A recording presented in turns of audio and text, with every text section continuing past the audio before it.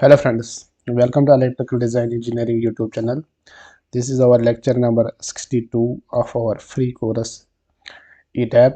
In this lecture we will study about the transient stability of two synchronous generators. Before that we have studied about the transient stability of a one synchronous generator. Now we will study about the transient stability of two synchronous generators. When we study the operation of a single generator supplying power to a load, the concept is quite straightforward. The generator produces electrical power at a fixed voltage and frequency, and then connected load simply consumes the power.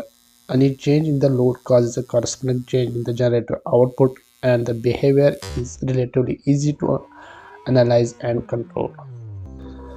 However, the situation becomes much more complex when two or more generators are connected together in the same power system. In this case, the generators are no longer operating independently, instead they are electrically and mechanically connected through the network, and their behavior directly affects one another. For proper operation of interconnected generators, certain conditions must be satisfied. Number 1, the stator voltage of all the generators must have the same frequency. The rotor mechanical speed of each synchronous machine must exactly match. The rotor of all generators must remain in synchronism, meaning they rotate together at the same speed and maintain a fixed angular relationship with each other. Even if one generator fails out of synchronism, it can no longer share power correctly with the rest of the system. This can lead to severe disturbance, large power oscillations, equipment damage, or even completely system collapse.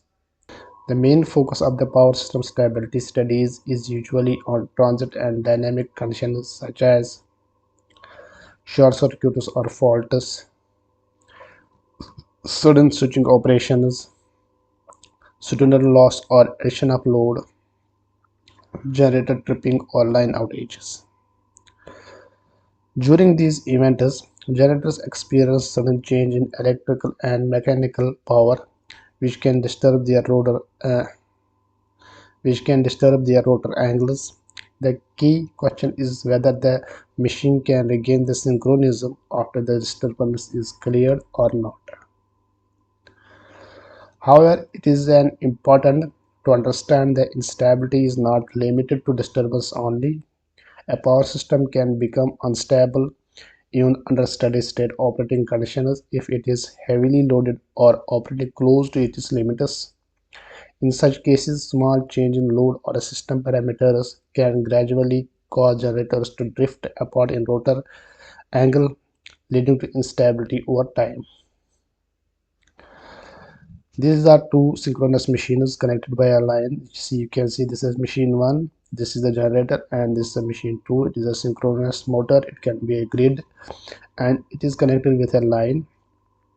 And these are the internal voltages and the reactances of the system. These are the load angles. This is the vector diagram of the system, and these are the load angles. In the next lecture, we will study about the power transfer equation in detail. Thank you.